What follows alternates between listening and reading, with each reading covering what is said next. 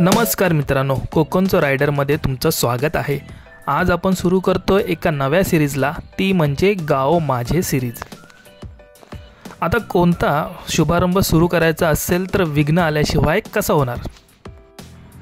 परंपरेप्रमाणे आपल्या गोप्रोच्या माईकला लागली हगवण।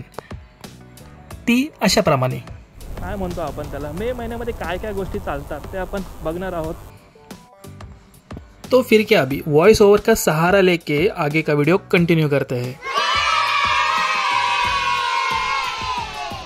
गाव माझे या सिरीजचा पहिला टप्पा होता ते म्हणजे माझ्या सुंदरशा गावी पोहोचणे, अर्थातच कोकणात।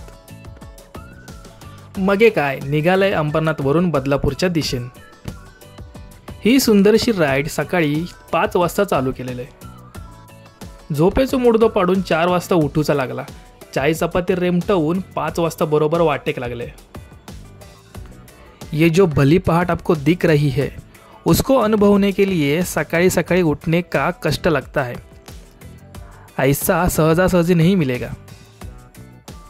मैं अपना ट्रिप मीटर चालू करना ही भूल गया। स्टेशन आहे तर मी ही ट्रिप लावायची विसरून गेलो होतो। बदलापूरला मी सेट केली 0 वर। आता जवळपास 18 किलोमीटर झाले आहेत बदलापूर पासून। बदलापुर में रिसेट करके आगे का प्रवास का मोजमाप करना था, क्योंकि अभी नए रास्ते और नए रूट से जो जाना था डायरेक्ट कोकण की तरफ। हमरे को क्या, हम बड़बड़ करते गए और उधर माइक का टारा टारा आणि फरा फरा हो गया था। बदलापुर से निकल के हम पहुंच गए थे नेरल, जहां से माथेरान जाने के लिए मिनी ट्रेन निकलती है। ये जो सामने गेट दिख रहा है वो है माथेरान का एंट्री पॉइंट। अगर आपको माथेरान जाना है तो बारिश का मौसम सबसे अच्छा रहता है। अगर आप गर्मी में जाओगे तो आपका स्किन पूरा टनाटन हो जाएगा। टनाटन मतलब पूरा टैन हो जाएगा। जातानाच मला दिसली कर्जत CST ट्रेन आणि इंजिनिअरिंग कॉलेजच्या आठवणी ताज्या झाल्या। असेच सकाळी सकाळी हजारो इंजिनियर स्टुडंटला घेऊन ही ट्रेन भल्या पहाटे निघायची, म्हणजे आताही जाते। I am little bit fan of Bullet Classic 350 राजेशाही घराणं, so I was capturing this Bullet guy. मागच्या येलेस मिनी इकडून उशाचा रस पिलेला। इथून लेफ्ट घेऊन आपण खोपोलीला जाऊ शकतो। याचाच अर्थ we just enter to the KGF Karjat ग्रामपंचायत फरीसर। ते KGP बरोबर वाटणार नव्हतं ना। अभी हम देखेंगे सनराइजर हैदराबाद, म्हणजे सकाळचा सूर्योदय। सकाळी 5 वाजता उठल्यानंतर अशा प्रकारचं दृश्य दिसल्यानंतर एखादा रिवॉर्ड मिळाल्यासारखंच वाटतं।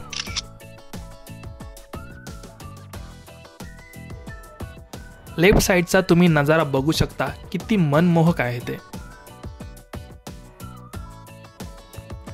अभी हम पहुंच चुके हैं खालापुर, जहां से हमें पाली की ओर जाना है। वहां पे श्री बल्लाळेश्वर गणपति जी का मंदिर है।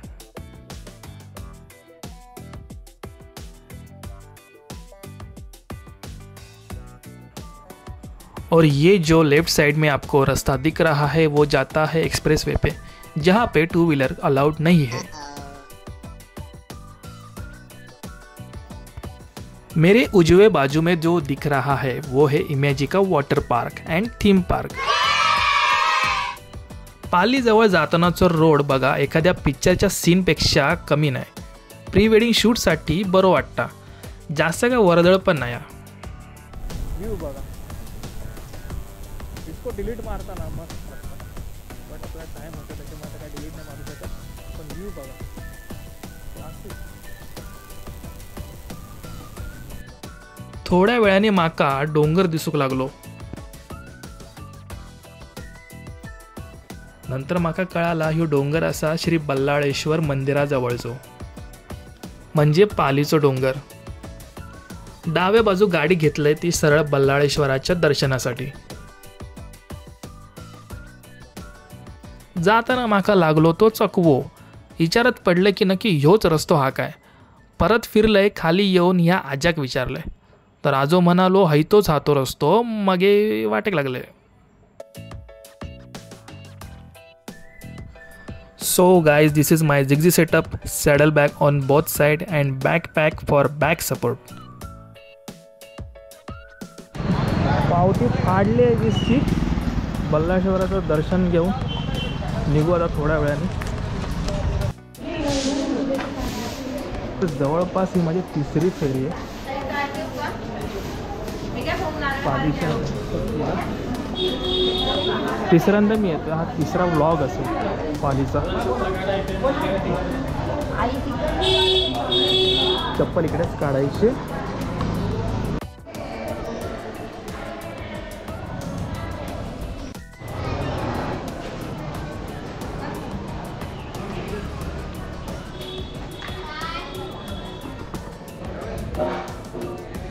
सो नेहमीप्रमाणे आपला आज जाण्याचा मार्ग. आतमध्ये कॅमेरा अलाउड नाही आहे, तर इथपर्यंतच मी शूट करणार.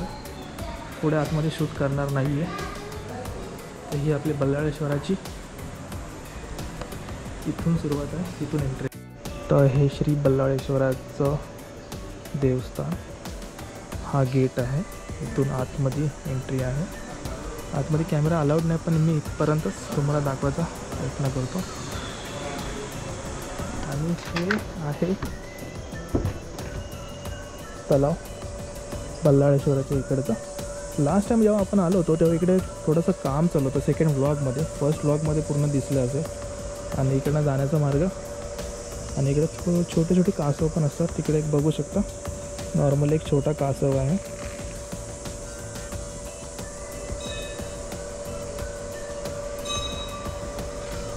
आणि आता आपण बाय बाय करूया आणि पालीमधून प्रस्थान करूया पुढच्या प्रवासासाठी. आणि हा आपला आहे जाण्याचा मार्ग.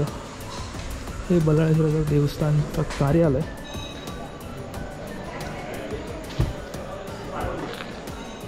कचरापेटी पेंग्विनची. आणि हे पूर्ण असं मंदिर. श्री बल्लाळेश्वराचे दर्शन करून मी निघालो आपल्या पुढच्या कोकणाच्या प्रवासाला. पाली से निकलते ही हमें दिखे प्यारे प्यारे नज़ारे जो थे पाली नदी के.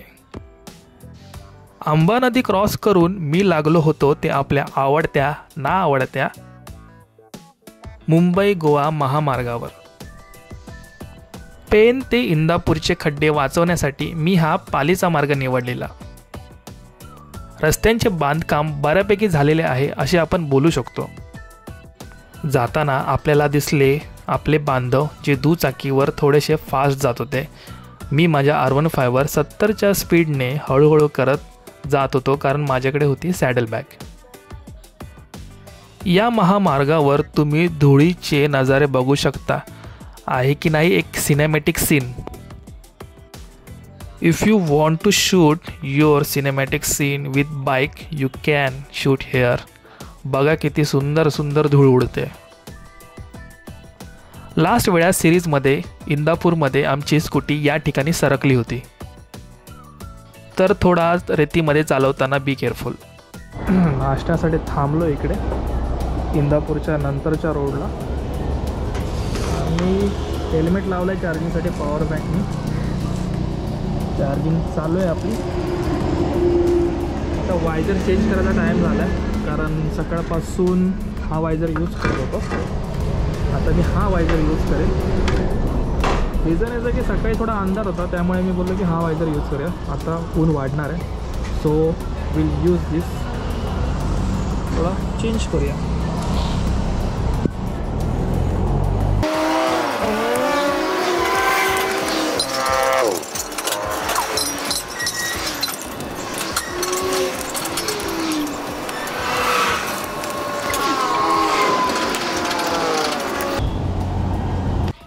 माणगावमधून नाश्ता कंप्लीट करून करेक्ट 9:30च्या सुमारास मी पुढचा प्रवास चालू केला. फक्त 5 ते 10 मिनिट डिले केल्यामुळे मला ही ट्रॅफिक मिळाली. जर मी 5 ते 10 मिनिट अगोदर गेलो असतो तर रस्ता पूर्ण मोकळा होता. जर तुम्हाला माणगावची ट्रॅफिक स्किप करायची असेल तर थोडं लवकर राईड करा, म्हणजे 9च्या अगोदर तुम्ही इकडे याल तर तुम्हाला ट्रॅफिक मिळणार नाही. उजव्या बाजूला जो तुम्हाला रस्ता जाताना दिसतोय तो जातोय सरळ वेळासला. थोडंच पुढे गेल्यावर आपल्याला दिसतो ते आपल्या महाराजांच्या राजधानीकडे जाणारा रस्ता, म्हणजे रायगडवर जाणारा रस्ता. पण सध्या आपल्याला रायगडला नाही तर देवगडला जायचे होते. अभी हम थोड़ी ही देर में पहुंचने वाले हैं महाड को.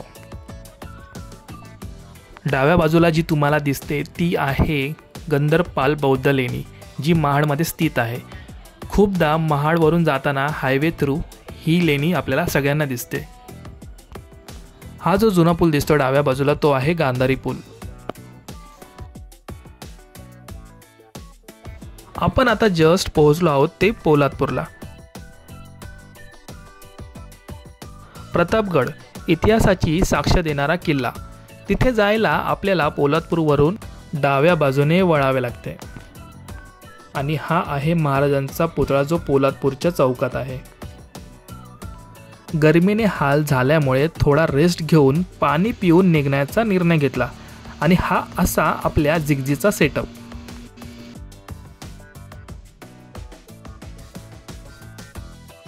डाव्या बाजूला आता छडी घेऊन दिसलेला म्हातारा तो म्हणजे आहे हे झाड आणि पुढे गेल्यावर ह्या झाडाचे 2 पार्ट दिसतात. And friends, here is the interesting point आपला Kashedi tunnel. I was so surprise क्योंकि ये मेरा फर्स्ट एक्सपीरियंस था टनल में ड्राइव करने का. बाहर जितनी गर्मी थी उतना ही ठंडा यहाँ पे अंदर लग रहा था. थोड़ी सी धूल का सामना करना पड़ता है क्योंकि कंस्ट्रक्शन अभी भी पूरा हुआ नहीं है.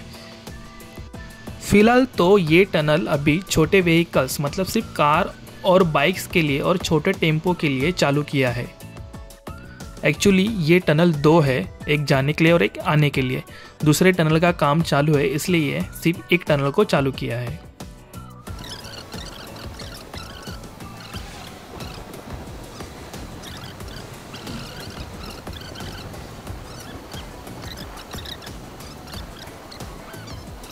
सो विदिन 3 to 4 मिनट्स ये टनल को मैंने क्रॉस कर दिया और ऐसे महसूस हुआ कि मैं एक दुनिया से दूसरी दुनिया में चला गया. खूप वेळानंतर आपल्याला लालपरीचे दर्शन झाले आणि उजव्या बाजूला आहे ते खेड स्टेशन. आपण खेडमध्ये पोहोचलो होतो. डाव्या बाजूला मी बोटाने जे दाखवते ते आहे गरम पाण्याचे कुंड, आरवली येथील गरम पाण्याचे कुंड जे खेडमध्ये स्थित आहे. सकाळी पेट्रोलची टाकी मी फुल केली नव्हती. हाफ टाकीवर मी प्रवास चालू केला होता. त्याचेच मला आता परिणाम भोगावे लागत होते. पेट्रोल पंप मला पुढे कुठेही दिसत नव्हता. फायनली एका पेट्रोल पंपवर पेट्रोल भरून मी पुढचा प्रवास चालू केला. तो व्हिडिओमध्ये शूट केला नाहीये. आपण पोहोचलो होतो संगमेश्वरला, जिथे 2 प्रमुख नद्यांचे संगम होते. संगमेश्वरमध्ये सुद्धा ट्रॅफिकचे हाल होतात. त्यामुळे हे जे 2 बाजूला पूल दिसत आहे त्यांचं बांधकाम चालू आहे, जेणेकरून आपल्याला पुढे भविष्यात ट्रॅफिकचा त्रास होणार नाही. 1:30च्या सुमारास मी माझा लंच ब्रेक घेतला आणि 1 तास मी रेस्ट करून माझा पुढचा प्रवास मस्तपैकी चालू केला भर उन्हामध्ये. आणि लागला मला तो मनमोहक दृश्य. महाडमधील ही नदी आहे सावित्री नदी आणि उजव्या बाजूला एक लांब लचक पूल जो ही नदी क्रॉस करण्यासाठी मदत करतो.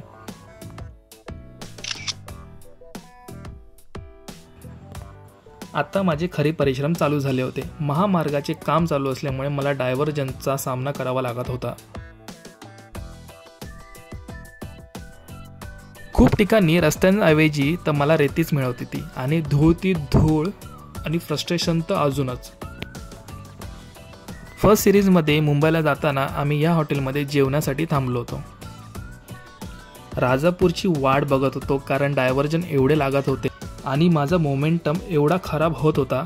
डायरेक्टली 60च्या स्पीडवरून मला 10च्या स्पीडवर यावं लागत होतं आणि परत 10च्या स्पीडवरनं परत 50च्या स्पीडवर जाण्यासाठी कठीण परिश्रम. एखादा प्लेन डांबराचा रस्ता लागला की लगेच चालू व्हायचं तर त्या शहरातील बाजार म्हणजे परत स्पीड स्लो करावी लागायची. हा जो परिसर तुम्हाला दिसतो आहे तो आहे लांजा परिसर, लांजाचे बाजार. अँड फायनली सगळ्या डायव्हर्जनला क्रॉस करून मी पोहोचलो होतो राजापूरच्या जवळ, जिथून हा चकचकीत आणि स्मूथ असा हायवे लागला होता मला. राजापूरचा हा हायवे एवढा भारी होता, एवढा स्वच्छ होता की आजूबाजूचे जे कन्स्ट्रक्शन होते ते पण एकदम मनमोहक होते.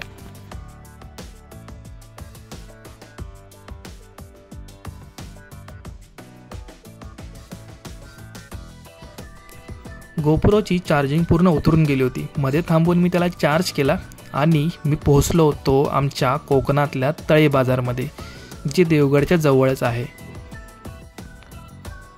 हा रस्ता आहे दाभोळ तिथे जाण्याचा. इथून दाभोळे जवळ आहे आणि थोड्या वेळाने मी पोहोचलो जामसंडे या ठिकाणी. म्हणजे मला गावी पोहोचायला फक्त 15 आणि 20 मिनिटाची गरज होती. आणि हे आहे आपलं सुंदरसं देवगड डेपो. या देवगडच्या डेपोजवळ खूप जणांची इमोशनल अटॅचमेंट आहे, कारण गावावरून मुंबईला जाताना आणि मुंबईवरून गावाला येताना हाच डेपो लागतो.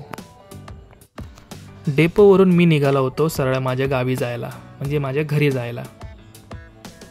हा पूल जो दिसतोय तो आहे मिठमुंबरी आणि तारामुंबरी यांना जोडणारा.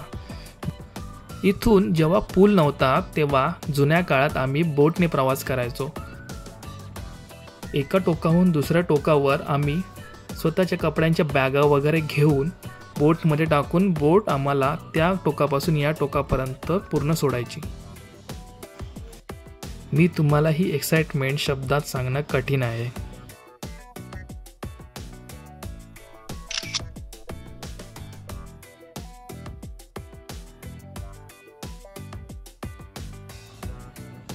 उजव्या बाजूला दिसते ती माझी पहिली शाळा.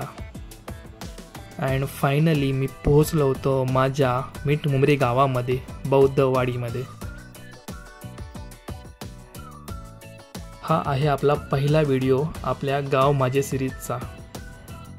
तर व्हिडिओ कसा वाटला आणि प्रवास कसा वाटला हे कमेंट सेक्शनमध्ये सांगा.